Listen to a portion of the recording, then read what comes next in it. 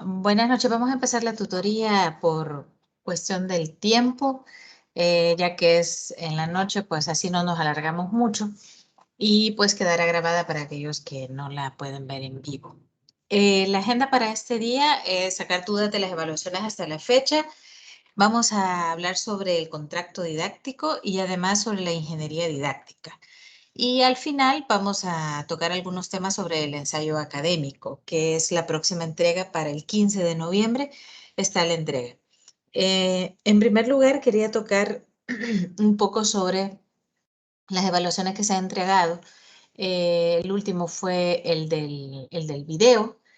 Y pues lo que vamos a ir haciendo en este momento es pues ver si alguien tiene dudas sobre lo que se ha calificado hasta ahora.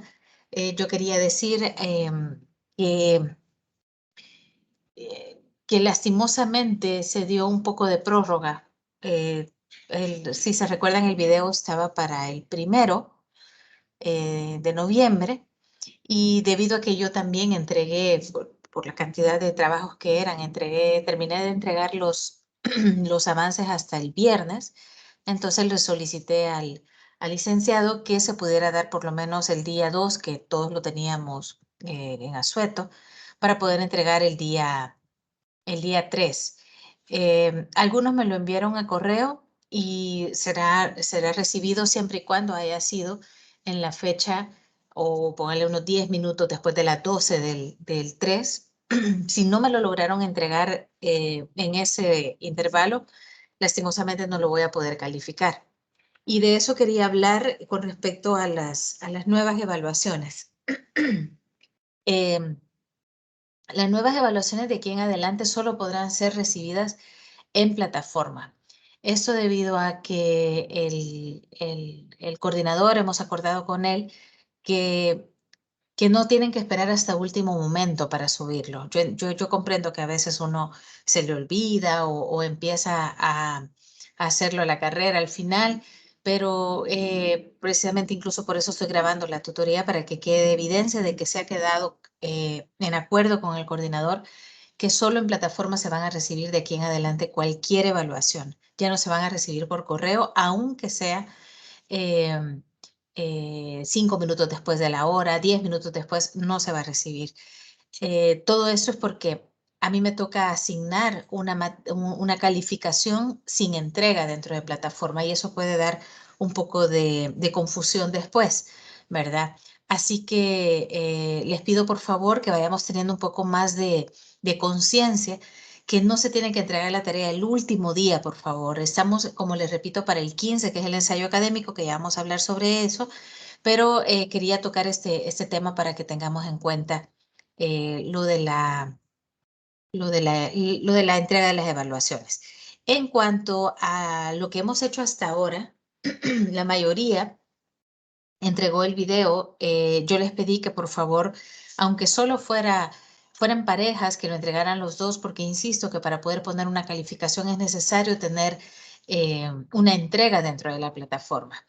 Y si no es así, pues el coordinador tiene que cambiar la configuración para que yo les pueda poner la nota. Entonces, por eso, repito, se ha acordado que la entrega solo será en plataforma. No quiero que quede ninguna duda o que me vayan a decir después que lo enviaron al correo, porque no será recibido de estas evaluaciones que se vienen adelante. Em, no sé si ya que hay varios más, si hay alguna duda en cuanto a las evaluaciones que se han hecho hasta la fecha. Claro, los videos todavía no están calificados, espero tenerlos para la próxima semana. Y lo bueno es que el ensayo académico no tiene nada que ver con la investigación. Entonces, el ensayo académico no requerirá que tengan el resultado de la nota u observaciones porque no se requiere, ¿verdad? Como repito, ya vamos a ver bien las instrucciones del ensayo académico. ¿Hay alguna duda sobre las evaluaciones hasta la fecha?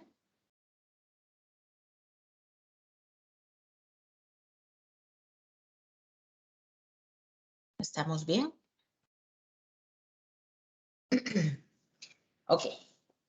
Bueno, vamos a continuar entonces con el tema de esta tutoría, que es básicamente el contrato didáctico, ¿verdad? Que a pesar de que se oye como raro la palabra, pues nada más es lo que estamos acostumbrados a entender cómo el contractus, un contrato, una especie de acuerdo que hay entre dos partes. Estas unidades, tanto la 4 y la 5, nuestra línea de estudio es de Brousseau. Se llama contrato didáctico, dice al conjunto de comportamientos del profesor que son esperados por los alumnos o los estudiantes y también al conjunto de comportamientos de los alumnos que el profesor espera de ellos. Ese contrato es el conjunto de reglas que determinan una pequeña parte explícitamente, pero sobre todo implícitamente, lo que cada socio de la relación didáctica deberá hacer y lo que de alguna manera deberá exigir al otro. Eh, Tal vez se oye fuerte la palabra exigir, pero dentro de la educación y dentro de esto que es el proceso de enseñanza-aprendizaje, sí hay exigencias y precisamente son implícitas las que se dan de que, por ejemplo, un docente esté lo suficientemente capacitado para impartir una materia. Eso es algo implícito, ¿ok? No, usted no lo van a contratar si es un especialista en inglés y lo van a poner a dar matemática. O si usted es profesional en ciencias y lo van a poner a dar matemática. Implícitamente hay una exigencia de que usted tiene que cumplir con ciertas normas o reglas para poder llevar a cabo este contrato con el docente. Al igual que los alumnos, también tienen sus normas que deben cumplir bajo unas reglas, ya sean institucionales o a nivel de sistema educativo, que tienen que poder hacerlo para que este contrato lleve las mejores, eh, lleven el objetivo sea alcanzado de mejor manera. Entonces, hay ciertos efectos del contrato. Ok, el contrato didáctico en el profesor hay diferentes. En material solo vemos dos, que es el efecto Topase o el efecto Jordan. Pero yo he querido poner otros tres para que tengamos como más idea de qué es esto del contrato didáctico en el profesor. También el Topase, que es el efecto Topase, es como cuando el docente logra controlar la incertidumbre que hay ante la respuesta del estudiante. Se caracteriza más que todo porque el estudiante va a llegar a una solución de una situación que usted le plantea, pero por medios externos. Es decir, que el profesor va a evitar dar él la respuesta y que el estudiante, por medio de sus conocimientos previos, de los recursos que se le da el profesor, va a tratar de encontrar la respuesta que el profesor espera. Este efecto Topase se da más que todo, sé que algunos ya conocen estos términos de, por ejemplo, el aula invertida, donde el docente lo que hace es dar el material para que el estudiante vaya construyendo de alguna forma su conocimiento y, por lo tanto, cuando llegue al aula, reciba el docente una respuesta apropiada. En el caso del efecto Jordan, también es considerado, o la clave es un malentendido que se da, ¿verdad? Y esto es fundamental porque consiste que el docente va a reconocer un pequeño conocimiento que tiene el estudiante, que es básico, ¿verdad? Y que el docente va a valorar como conocimiento válido. Por ejemplo, nos ha pasado, y me van a mencionar ustedes si les ha pasado a los que ya ejercen, que les preguntan, por ejemplo, sobre un tema como geometría, por ejemplo, y le dicen, miren, ¿cuál es el perímetro? ¿Cuál es el perímetro de un cuadrado, por ejemplo? Y entonces algunos les dicen de un solo, es sumar todos los lados. Otros les dicen la respuesta de un solo. Si tengo este cuadrado y mide 4 de lado, ¿cuál es el perímetro? Y le dan de un solo el 16. O a veces le dicen, es sumar 4 veces el lado. Le dan diferentes respuestas que, a pesar de que sean no tan estrictas con rigor matemático, pero sí le responde a lo que usted está pidiendo. Entonces, este tipo de relación que se da es precisamente ese efecto Jordan, que usted plantea un problema y recibe una respuesta básica del estudiante, pero que usted va a tomar como válida porque ese es el conocimiento previo que tiene el muchacho.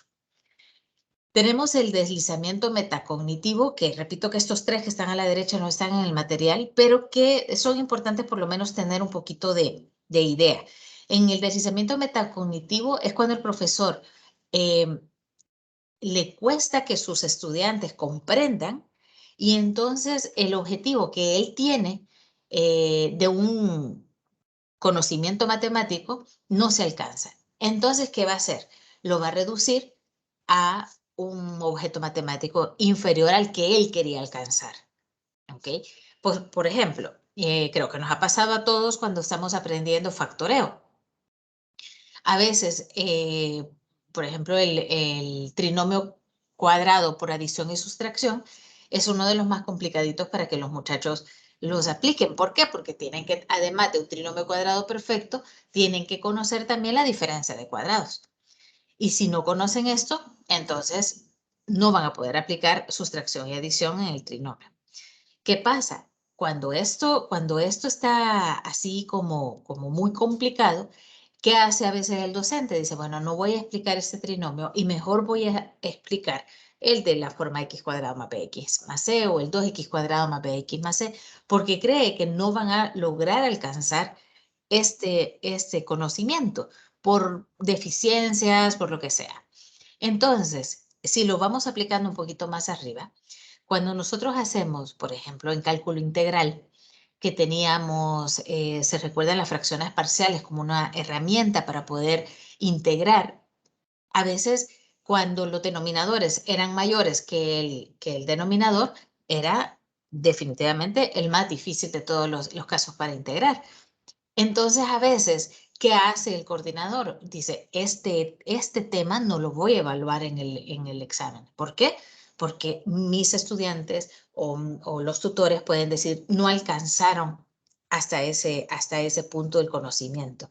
Entonces, eso se llama deslizamiento, ahí puse deslizamiento, pero es deslizamiento metacognitivo. Es decir, nos bajamos un poquito de lo que pretendíamos alcanzar como docentes, pero tampoco es que no lo vamos a enseñar, sino que lo vamos a enseñar a un nivel un poco más bajo para que primero no cause frustración, segundo, tal vez es un tema que no va a tener aplicación y que por lo tanto no se necesita que se comprenda.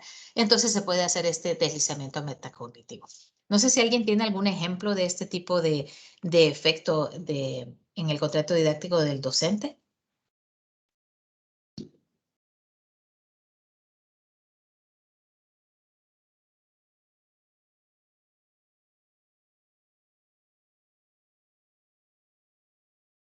Ok, sigamos. Vamos a ver el otro que es el abuso de analogía. Y esto ya lo habíamos hablado anteriormente. Recuerdo que en alguna tutoría lo dijimos. A veces, de tanto tratar de buscar como palabras más sencillas, se hacen analogías que lo que hace es mejor confundir al docente, perdón, al estudiante. El docente trata de dar analogías y en vez de aportar al conocimiento que se está dando, lo que está haciendo es limitando el concepto que se le está dando al estudiante. Y en el último, que es el envejecimiento de las situaciones de enseñanza, esto sucede cuando el docente recurre, por ejemplo, a reproducir una clase que ya estaba preparada, pero que en el momento quiere hacer algunos cambios y entonces empieza a perder la planificación que llevaba y empieza a olvidar ciertas cosas que él ya tenía preparado y por lo tanto se empobrece esta enseñanza, este concepto que se está dando.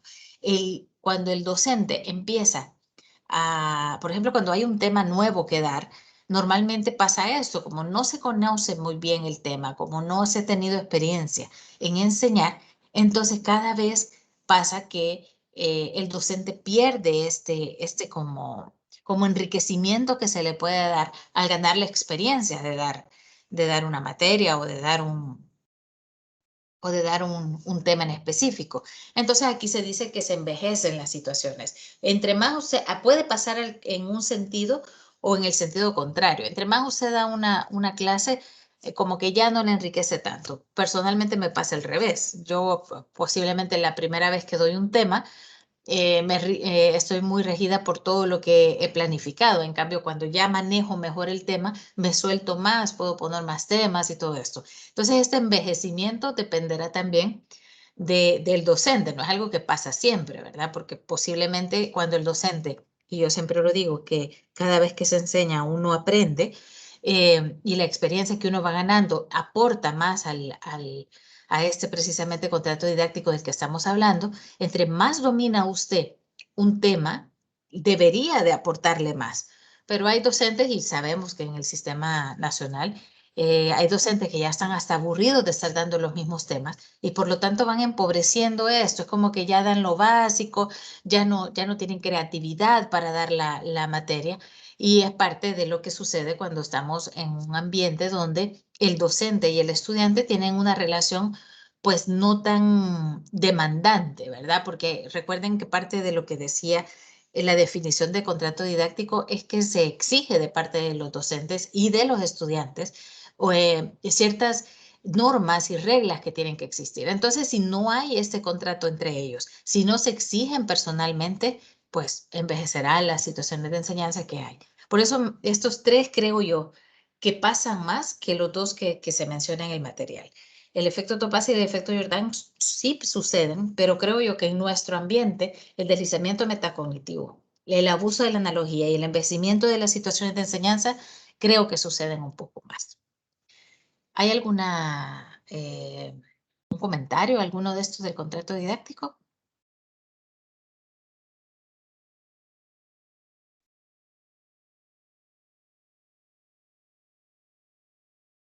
Ok, seguimos. Insisto que hoy no me voy a detener tanto porque no los quiero depelar y me interesa mucho que lleguemos también a la parte del ensayo para que quede muy claro cómo vamos a hacer esa actividad. Bueno, el segundo tema que vamos a ver es la ingeniería didáctica. ¿Ok? Suena como muy complicado, pero realmente es una de las cosas que se hace aún sin saberlo. Yo no sé si les ha pasado a los que ya tenemos la dicha de estar ejerciendo, que a veces uno dice, ah, sí, eso yo lo hago y así se llama, ¿verdad? Es como que uno en la misma práctica, ¿verdad? De forma empírica, uno aplica ciertas cosas, pero no sabe que existe un nombre para eso. Pues esto es uno de esos casos, creo yo.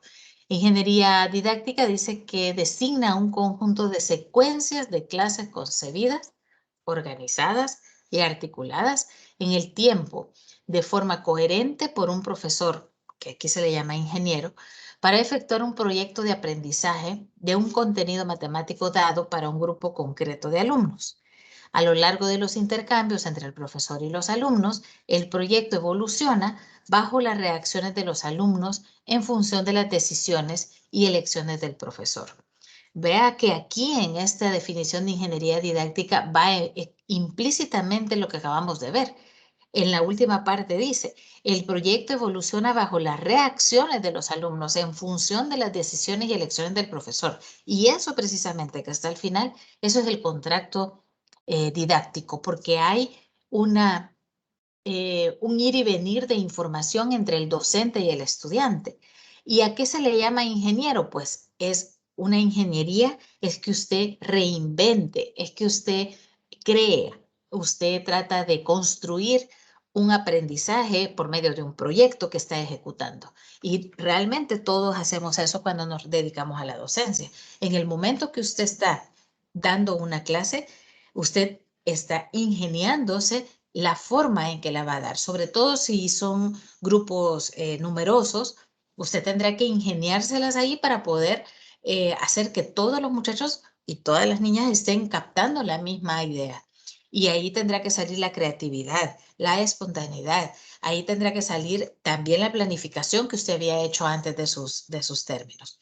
Pero en nuestro caso, estamos viendo a la ingeniería didáctica en una de las visiones que hay, porque esto también viene de Francia, esto es un término o una corriente, llamémosla así, precisamente constructivista, que nació en Francia por el mismo señor Brussot. ¿Y por qué surge esto? Bueno, porque había que atender cierta parte que tenía un poco más de complejidad que la demás, que las demás áreas de la matemática que tal vez eran un poquito más sencillas de aplicar. Pero en el caso de la matemática, y ustedes no me dejarán mentir ahora con las bellas materias numéricas que llevamos, cada vez se está haciendo unas materias un poco más abstractas de lo que nosotros estábamos normalmente acostumbrados y por lo tanto la complejidad va incrementando.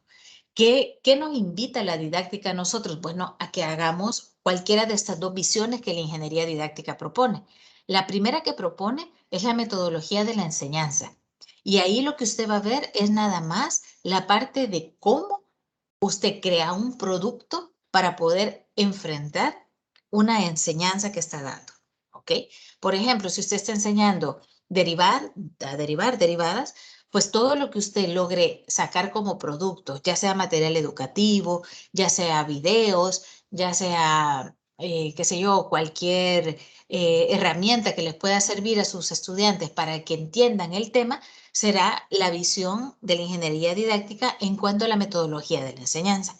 Pero lo que a nosotros nos compete en esta materia es la metodología de investigación. Y ahora se darán cuenta por qué estamos haciendo nosotros eh, ese trabajo de investigación. Porque ya más de alguno me dijo, ¿por qué estamos haciendo esto, Claudia, si esto no es investigación educativa?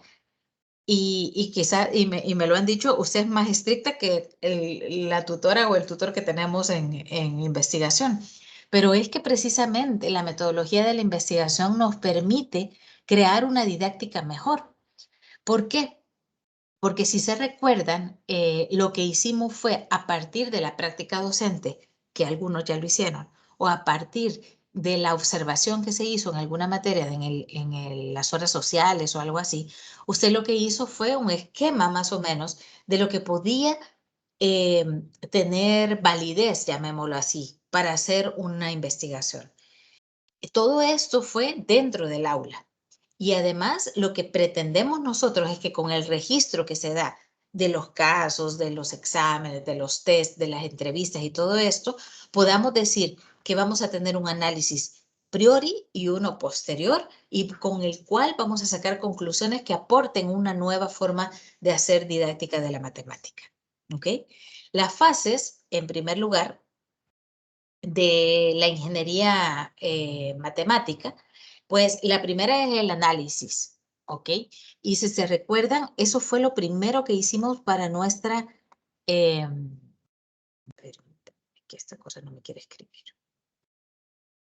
Vamos a ver si quiere escribir. No. Dame un segundo. Por algún motivo no me deja escribir.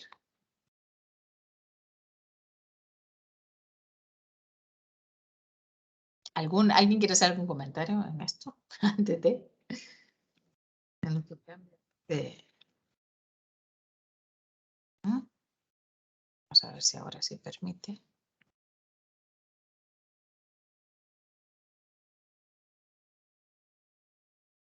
Voy a dejar de compartir un ratito.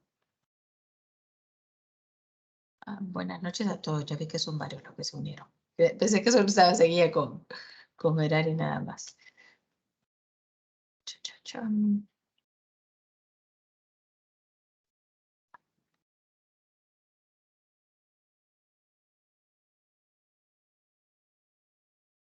Sí, sí.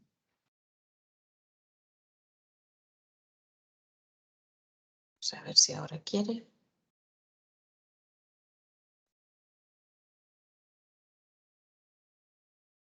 Sí, ahí está, creo que sí. Ok. Ok, bueno, les decía, vamos a ver, ¿qué es lo que nosotros vimos en un análisis preliminar? Esto está detallado en los videos también que están en plataforma, por si quieren verlos un poco más despacio. En el análisis preliminar, lo que básicamente hacíamos era el diagnóstico, ¿ok? Es que usted encontró algo que estaba mal en su enseñanza, en su proceso, y entonces usted va a hacer un diagnóstico, ¿ok? De algo que usted vio que está mal, ¿sí? Porque ya hemos dicho, cuando algo está enfermo, usted hace un diagnóstico de por qué está enfermo, ¿sí? Entonces eso es lo que precisamente vamos a hacer con el análisis preliminar al hacer la ingeniería educativa, ¿verdad? Entonces, lo primero que vamos a analizar será el análisis de los contenidos. Y se recuerdan, y esto por eso es que fue muy importante, y algunos tuve que que guiar, porque era importantísimo que nosotros hiciéramos un análisis epistemológico de los contenidos que queríamos o en los que nosotros habíamos encontrado eh, alguna deficiencia. Entonces, esto, lo primero que hicimos nosotros fue definir el tema. ¿Se recuerdan que le dije? Definan el tema, me lo mandan y a partir de eso empezamos a trabajar. Entonces, si usted sabía qué contenido iba a estudiar, entonces aquí ya estaba claro que nosotros íbamos a hacer un estudio de un concepto matemático y que a la larga usted iba a analizar. Pero además del análisis epistemológico, es decir, de los conceptos que usted estaba estudiando, también tenía que hacer un análisis didáctico, ¿verdad? De por qué pensaba usted que se estaban cometiendo, por ejemplo, los errores o los obstáculos epistemológicos de un concepto dado. Entonces aquí surge el análisis didáctico. Didáctico de los contenidos siempre, ¿verdad? Es decir, ¿por qué está sucediendo esto en el aula? ¿Por qué el docente tiene esta deficiencia o por qué los estudiantes tienen esta deficiencia? Entonces aquí se tenía que analizar básicamente cómo se enseñaba el contenido que habíamos elegido y esto a partir ya sea del material didáctico o del mismo programa de estudio o del docente, ¿verdad? Pero usted tenía que hacer un análisis didáctico y además se tenía que hacer un análisis cognitivo. Y aquí tal vez les suena un poco lo que entregamos en el video. Y quizás fue una de las cosas que más apoyé en cuanto a las dimensiones que estábamos haciendo en nuestra tabla operacional. Y eran las dimensiones, ¿por qué? Porque tenía precisamente estos tres análisis. Tenía el conceptual, el didáctico o el procedimental, incluso les decía yo, y el cognitivo. Y estas eran las dimensiones que nosotros teníamos que encontrar y tratar de trabajar con nuestra investigación. Y en el cognitivo lo que teníamos que buscar era precisamente las características de los estudiantes que hacía que yo pensara que había un problema para poder entrar de lleno a un contenido, que habían errores, que habían obstáculos, pero ese análisis que yo hice cognitivo en los estudiantes era el primer diagnóstico que yo podía sacar acerca de este tema.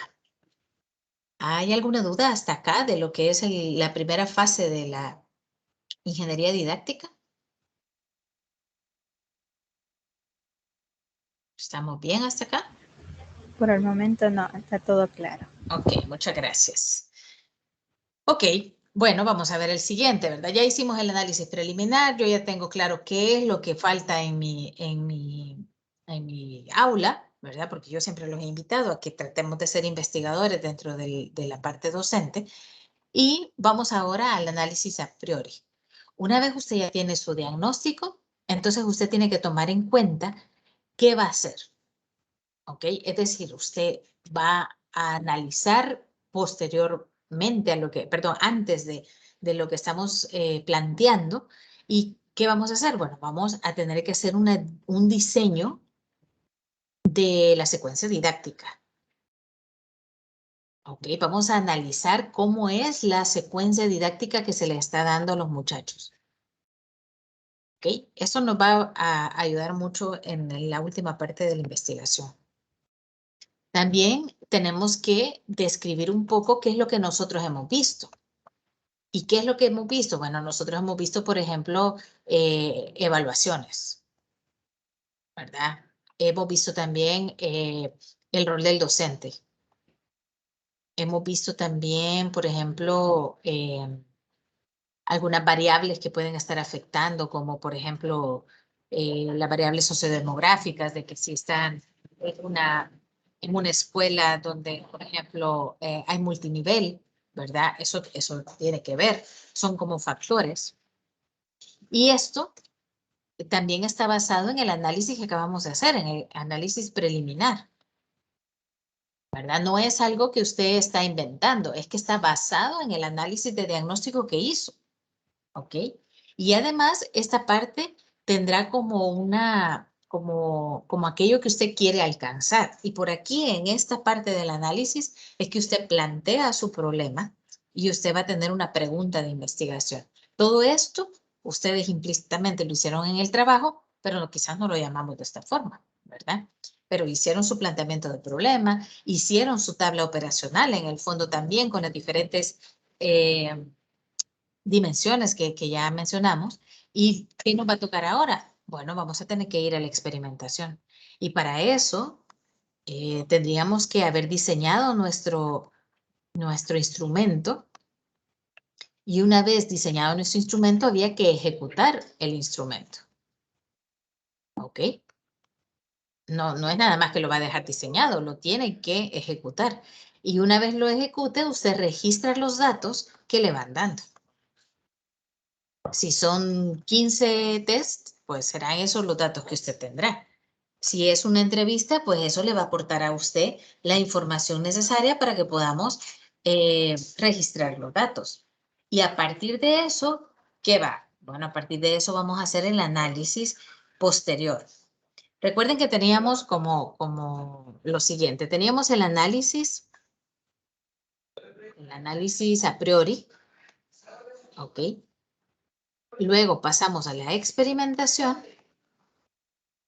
Y una vez experimentamos, entonces tenemos que validar. Experimentación. ¿Ok? Y tenemos que validar nosotros. ¿El qué vamos a validar? Bueno, vamos a validar los métodos que estamos ocupando para investigar. ¿Ok? Porque, por ejemplo, se pidió de que fuera la metodología dada la acción, ¿verdad? La metodología, ay, se me ha ido la otra palabra. Investigación, acción, ¿cómo era? Se me fue la palabrita de la metodología que propuso el coordinador. Y también la metodología de la enseñanza, tenemos que validar esto. ¿Ok? Y aquí es que vienen las dos dimensiones de la ingeniería didáctica. Porque no solamente va a ser investigar, sino que una vez usted ya tenga la investigación hecha, usted tendrá que aplicar todo esto que ha hecho a una metodología de enseñanza. Y aquí va a surgir su producto, aquí va a surgir, bueno, miren, a partir de los métodos de investigación que hicimos, que investigamos al docente, que investigamos a los estudiantes, que también, ¿por qué no decirlo?, el programa de estudio. Todo esto yo lo analicé, ¿ok? Y una vez analizado todo esto, entonces voy a proponer un producto para cambiar la metodología de la enseñanza y que pueda entonces esta ingeniería que estoy armando, esta nueva secuencia que estoy haciendo para que mejore el fenómeno que estamos investigando. Y esto parece como como mucho tiempo, ¿verdad? Pero realmente esto que acabamos de hacer se puede hacer en una semana. Tal vez no tanto con tanta rigurosidad de investigación, pero incluso esta parte de la ingeniería la tiene que hacer en la clase de forma inmediata. Claro, lo que estamos haciendo nosotros es entregando un producto, que es lo que vamos a hacer, una propuesta de cómo mejorar el fenómeno que estamos estudiando y por lo tanto la metodología de la enseñanza que vamos a proponer a la institución será diferente. Y esto, aunque no lo crean, esto es una parte que ahora en nuestra época se está desarrollando bastante lo que es la parte de la investigación educativa, porque no todos se dedican a hacer investigación y eso lo sabemos de lleno, ¿verdad? Que no todos estamos tratando de encontrar hasta cierto punto el error, sino que estamos tratando de poner parches a la educación sin saber en sí cuál es lo que los está eh, como, como produciendo o cuál es el factor que está incidiendo en bajas calificaciones, en no comprender los temas, sino que simplemente estamos tapando y haciendo más y más evaluaciones para tratar de ver por qué, pero no se estudia en sí cuál es el fenómeno que está produciendo. No sé si hay alguna duda hasta acá de lo que, estamos viendo.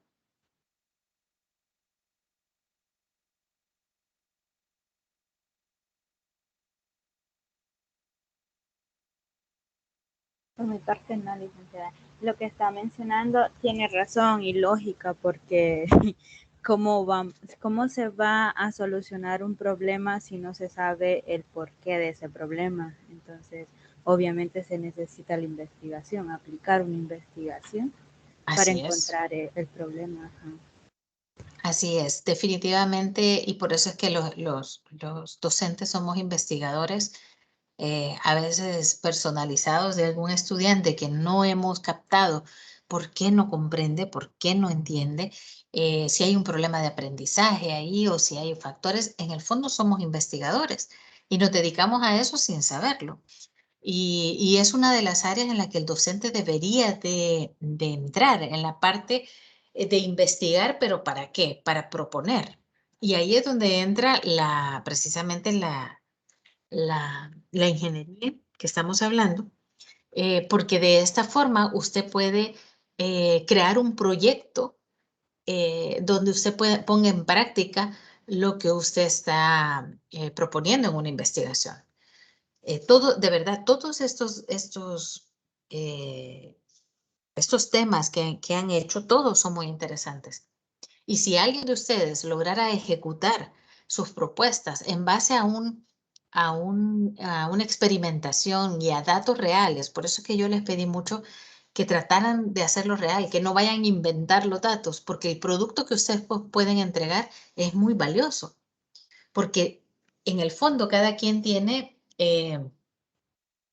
una variabilidad de estudiantes que no me dejarán mentir los que más o menos ya están en esto, que siempre hay aquel estudiante que se sienta atrás, aquel estudiante que, bueno, para matemática, aquel estudiante que no habla, pero que bueno, aquel estudiante que trata de llamar la atención. Siempre hay cierta tipología de estudiantes. Entonces, cuando usted ejecuta una investigación, ¿ok? Por ejemplo, eh, ajá, en séptimo grado, normalmente los adolescentes, sobre todo de séptimo a noveno grado, tienen ciertas características que se van presentando a lo largo de todo la vida de uno de docente. Y si usted no investiga por qué un estudiante es de esta forma, llegará otro con las mismas características y no sabrá enfrentarlo. Y parte de su rol como docente es atender los problemas de aprendizaje que se van dando en el camino. Y de verdad, la única forma de hacerlo es investigando. Claro, habrá unos que nos guste un poco más la parte de investigación científica, un poco más qué sé yo, un poco más de rigor en esto, y hay otros que no nos gusta mucho y entonces nos dedicamos nada más a una investigación por encimita, llamémoslo así, ¿verdad? Sin ahondar mucho, pero de que tiene que investigar, tiene que investigar. Ahí no hay para dónde. ¿Alguien más tiene alguna experiencia o algo así u opinión sobre este término que cuando se dio hace ya 2 años, ingeniería didáctica sonaba algo muy fuerte, ¿verdad? Pero realmente es algo que se hace a menudo y que no se le da el nombre que se debe.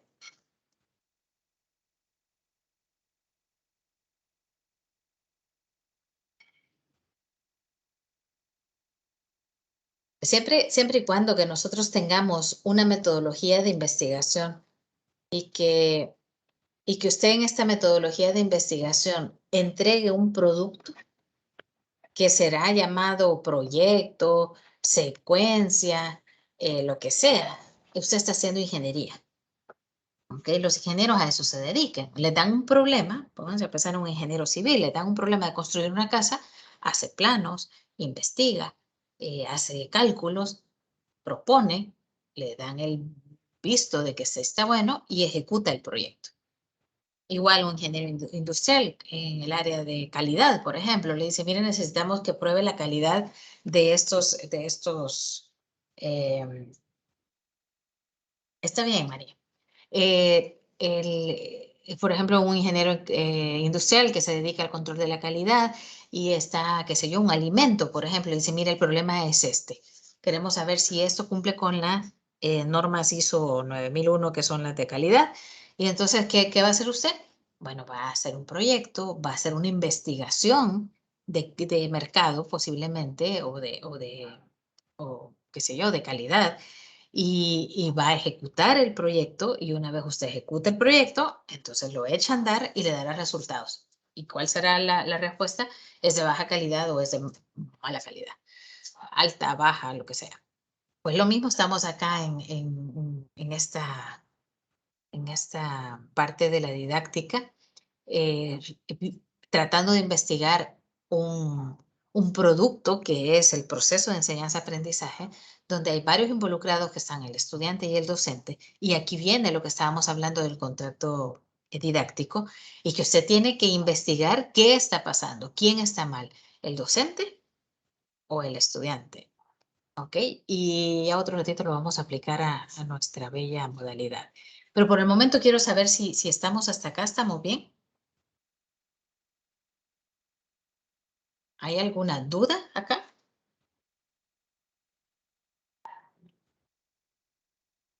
Pensé que me iba a tardar más, pero como no habla.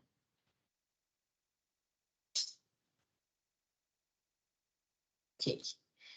Bueno, voy a asumir que no hay y quiero tocar el ensayo porque considero que, primero, que tiene que quedar en la grabación y segundo, que considero que si lo encuentro y que no lo hay. Tenía ya acá está. Quiero que veamos la actividad. No logro captar muy bien la ingeniería didáctica. Ok.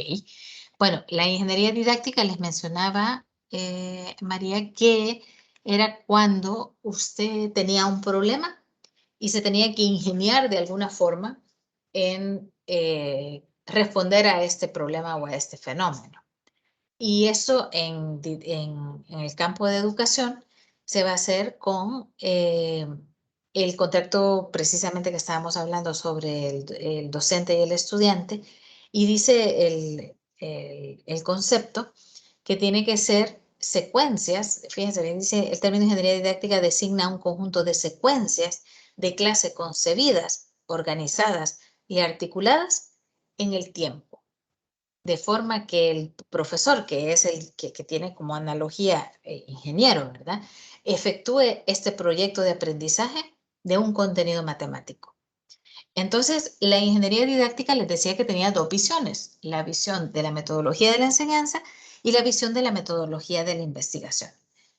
Pero acá en nosotros lo que estamos haciendo es la visión de la metodología de la investigación, que es todo lo que hemos estado haciendo alrededor de un contenido matemático en un lugar específico y a ciertos estudiantes. Entonces, en el fondo, nosotros ya estamos siendo ingenieros didácticos, porque estamos tratando de encontrarle una respuesta a un fenómeno que está sucediendo, creando un proyecto para contestar. Ok, listo. ¿Alguien más tiene dudas sobre esto?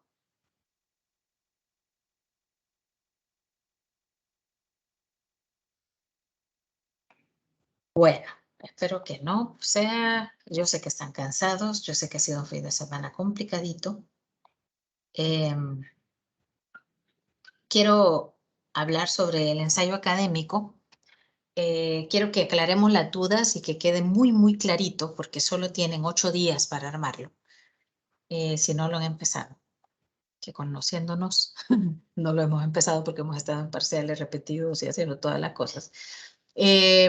Pero, a ver, quiero que queden muy claras las indicaciones y por eso también estoy grabando la tutoría. Primero, tienen que revisar la unidad 4, ¿ok? Que la unidad 4 precisamente es parte de lo que hemos visto acerca del contrato y de las transposiciones didácticas, que ya lo habíamos visto, si se recuerdan, en la tutoría antes de todos los parciales.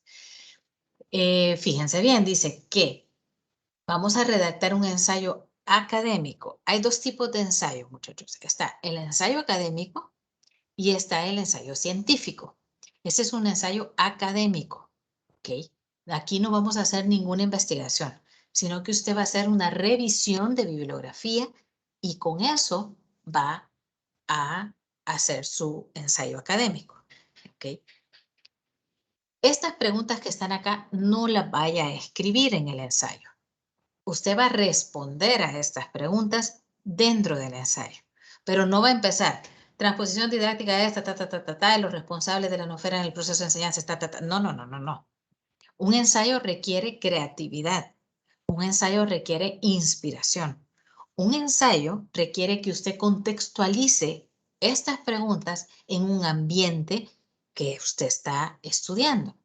Por ejemplo, si usted hace esta parte de la transposición didáctica y usted lo quiere aplicar a donde está haciendo su investigación, lo puede hacer. El ensayo, usted le tiene que poner un nombre. No me vaya a poner título, ensayo. No, no, no. Usted tiene que decir, por ejemplo, la transposición didáctica en el área de la matemática salvadoreña. La transposición didáctica o lo que sea, pero tiene que ser un título original, ¿ok? Que usted lea y usted se haga una idea de qué va el ensayo. Estas preguntas que se le están dando no son solo lo que tiene que poner. O sea, usted no me va a hacer un párrafo contestando esto y eso quiero que quede muy claro. No me vaya a listar las preguntas y vaya a contestarlas porque no es esa la idea de un ensayo, sino que usted, con la ayuda de esto, usted escriba un ensayo. Claro, tiene que responder a estas preguntas. Por ejemplo, ¿cuál es la relación entre transposición didáctica y la noosfera? La noosfera sería bueno que si no han visto esta parte de la... espera, se me está entrando alguien. Entonces hay una gran... Aquí. Si usted no crean que tiene que ver con la Tierra y la estratosfera y todo eso, ¿verdad? Es otra parte del sistema educativo también, que es como todas estas partes del sistema educativo que entran como en como en conjunto, como en relación, llamémoslo así, y donde hay cambios en el sistema educativo y todo esto. Entonces, lo que tenemos que tratar de hacer es relacionar esta parte de la noosfera con la transposición didáctica. En la parte del ensayo, insisto que lo que vamos a hacer es a hacer un relato, a hacer un escrito. No, por favor, quiero que quede muy claro que no quiero definiciones ni conceptos ni nada textual. En un ensayo todo tiene que ser original. A lo sumo unas 3 líneas con referencia bien clara. Pero con mucho cariño se los digo y lo estoy dejando grabado porque la mayoría que se conectan son los que cometen este error, que no se conectan, perdón. Copian y pegan. Y ese es me ha dolido mucho poner las notas que he puesto sobre todo en la parte de lo que se hizo en el primero, porque solo han copiado y pegado. Y eso no es hacer un trabajo, mucho menos de cuarto año de la licenciatura. No podemos caer en copiar y pegar y así lo voy a mandar. Y el coordinador fue muy claro, eso merece 0. Cuando yo lo paso en el software que tenemos para ver si hay plagio, da un 80% de plagio, casi solo la portada que nos daba que no era plagio. Y se tenía que poner 0. Y si no poníamos 0, estábamos cayendo nosotros también en un problema con la universidad, porque esas son las normas de la universidad. Entonces, les pido por favor que el ensayo lo hagan totalmente original. Que si van a hacer referencia a un concepto según el autor tal, eso sí se puede. Pero no me vayan a copiar y a pegar de otro lado. ¿Ok? Así que por favor, traten en la medida de lo posible de hacer un ensayo original. Las especificaciones están ahí, son Times New Roman, 12, interlineado 1.15. No me vayan a aumentar o a disminuir márgenes, porque eso es otro. Tiene la desventaja que yo me puedo todas las mañas. Es verdad de que, no, necesito que sean 3 páginas, entonces le corto el margen y así abunda. No, no, no. Por favor, los márgenes que pide APA, que es lo que da Word por default, ¿verdad? Y otra cosa, en el ensayo, no lleva el título de introducción, desarrollo, conclusiones, no. Es un escrito de corrido, donde se tiene que identificar la parte de la introducción, la parte del cuerpo y la parte de la conclusión, pero no tiene que llevar el título. Tal vez un título que ustedes ameritan, pero no, o sea, dentro de su ensayo. Por ejemplo, si están haciendo la transposición didáctica de, qué sé yo, a ver, ¿qué se me ocurre? La transposición didáctica eh, entre el sistema educativo salvadoreño con, qué sé yo, la práctica en el instituto tal, por ejemplo. Entonces usted va a poner antecedentes de este instituto. Entonces ponga ahí quizás sí, ¿verdad? Antecedentes, pero no, insisto, no tema como partes del escrito, sino como parte de su ensayo, pues, ¿verdad? Eh, a ver, la fecha límite es 15 de noviembre. Lo dije al principio por si alguien no se había unido. No se van a recibir trabajos en correo, ¿ok? Todo tiene que ser en plataforma. ¿Por qué? Porque no me queda registrado a mí en plataforma que usted ha hecho entrega.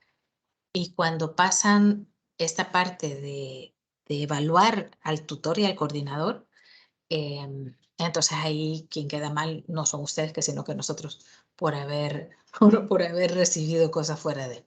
Entonces yo lo que estoy haciendo, porque hablé con el coordinador, es que sí hubieron como 4 o 5 que me enviaron al correo el video a las 12:05, a las 12:10, 12:15. Obviamente el video ya estaba hecho, era imposible que lo hicieran en 15 minutos.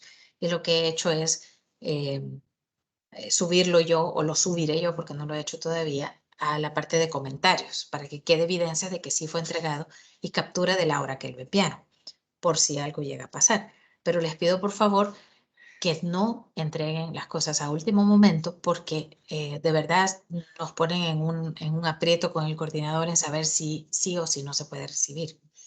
Es individual, así que imagínense la belleza de lectura que tendré esas semanas.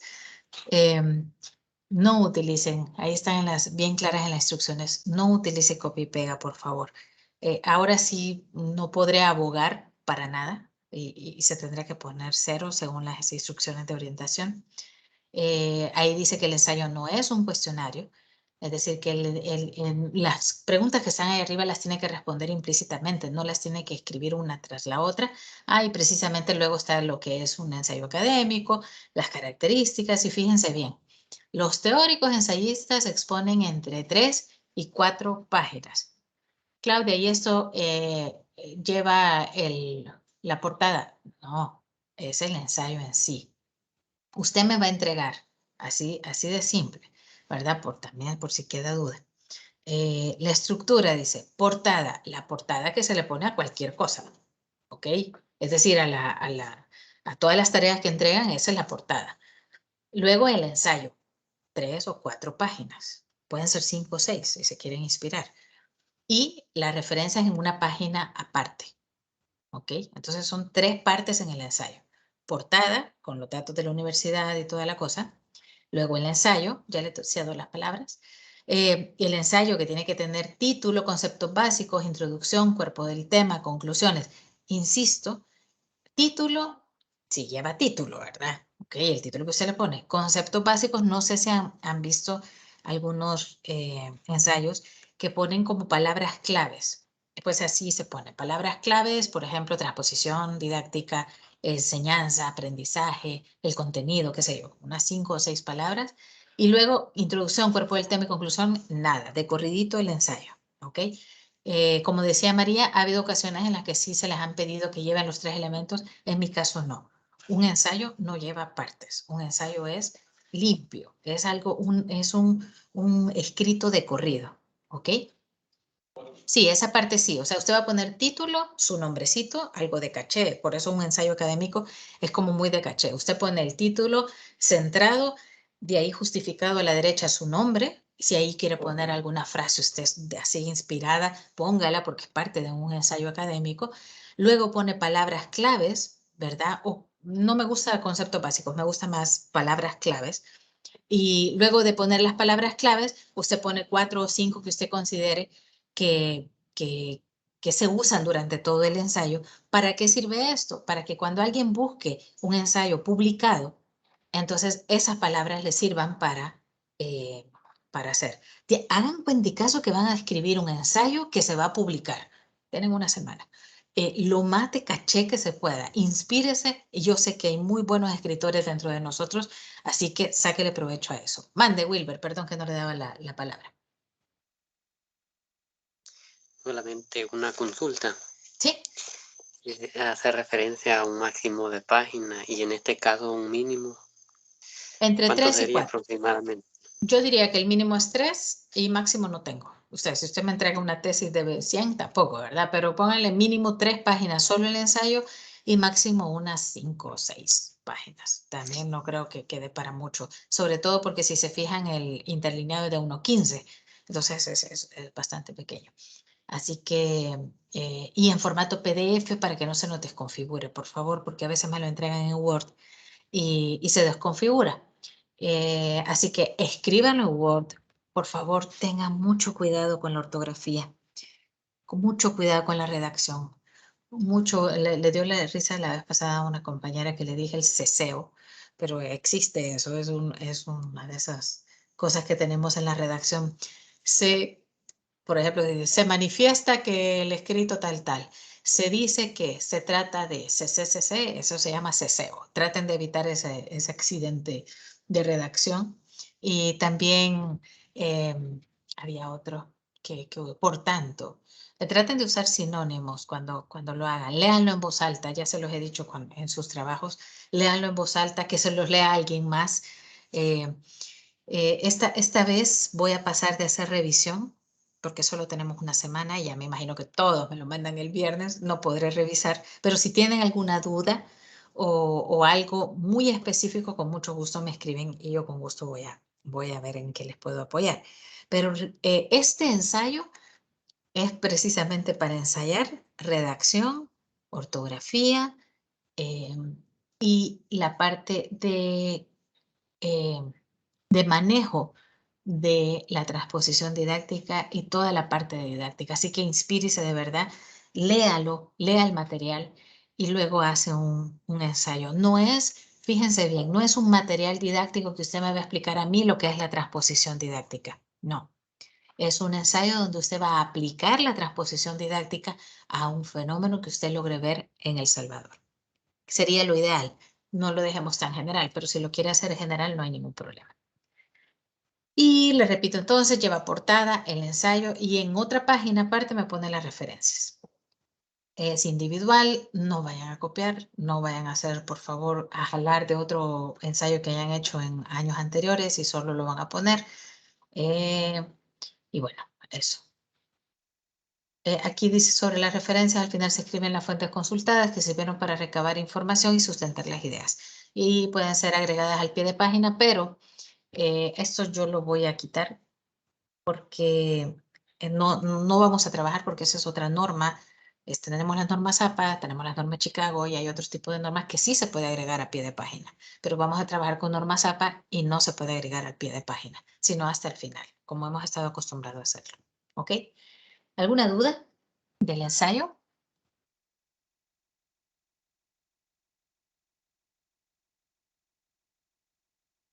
¿Estamos claros? Entonces el ensayo prácticamente vamos a leer la teoría que está en la unidad 4 y si podemos hacer alguna investigación y Exacto. ya poner nuestras Su propias inspiración. palabritas. Exacto. Vale. Exacto. Hoy sí los invito. O sea, si me van a entregar 3 páginas, no importa, pero que sean de total autoría. ¿Ok? Muy bien. Me alegra que no hayan dudas, que haya sido lo más explícita y si me soné un poco pesada, por favor, discúlpeme, pero quiero dejar muy claro que no se va a aceptar esta vez nada de plagio. Hagan el experimento ustedes. Hay en línea, hay software que ve la parte del plagio, pónganlo. Y si le da más del 60% de plagio, algo está mal. ¿Ok? Entonces, solo eso. Un 40, 30% de plagio no está tan mal porque siempre se considera de que hay partes que uno hace referencia y esas son las que salen en el porcentaje, ¿verdad? Pero acostúmbrense a redactar, no me vayan a parafrasear solo cambiándole que dice, sin embargo, se pone por otro lado. No, eso no es redacción original. Es decirlo con sus palabras, lo que va a hacer, ¿ok? Y bien se nota en algunos casos cuando no lo hacen porque la parte que ustedes escriben a veces lleva errores de ortografía y la parte que copian y pegan, no. Entonces, de verdad, créanme que es muy, muy obvio cuando hacen eso. Tengan cuidado. Yo sé y de verdad lo digo con mucho cariño para los ausentes. Yo sé que la mayoría que está aquí no ha caído en eso, pero sí hay algunos que han sido demasiado obvios en el copia y pega. Y precisamente son los que no se unen a la tutoría y espero yo que vean la grabación. ¿Ok? ¿Alguna otra duda acerca de esto? Recuerden que tienen hasta el 15 de noviembre. No lo manden a última hora, por favor, para que no tengamos problemas de plataforma o de que miren, no me alcanzó los datos, mire, está malo el internet. Traten de subirlo un día antes, por lo menos, y cualquier cosa lo reportan en ese momento, pero no a las 12 de la noche que estoy dormida. ¿Ok? ¿Alguna duda? Ok, María.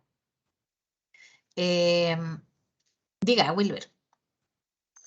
Una duda más, y siempre he tenido en esa parte en lo que es la referencia, el mínimo de referencia y el máximo. Fíjese de que si me llegan a poner que solo la referencia es el material didáctico, para mí sería válido. O sea, si solo revisa la parte de la plataforma, porque si se fija en este tema y está en las indicaciones, revise la unidad 4 del material de plataforma. Entonces, si solo esa pone, por mí no hay ningún problema. Lo malo es que usted vaya a hacer referencia a otro documento y no lo ponga en la lista de referencias, ¿ok? Sino que tiene que tener cuidado en eso de que si hace referencia de otro documento, sí lo ponga como referencia. Entonces, no hay, tiene que poner por lo menos uno que es el material de plataforma.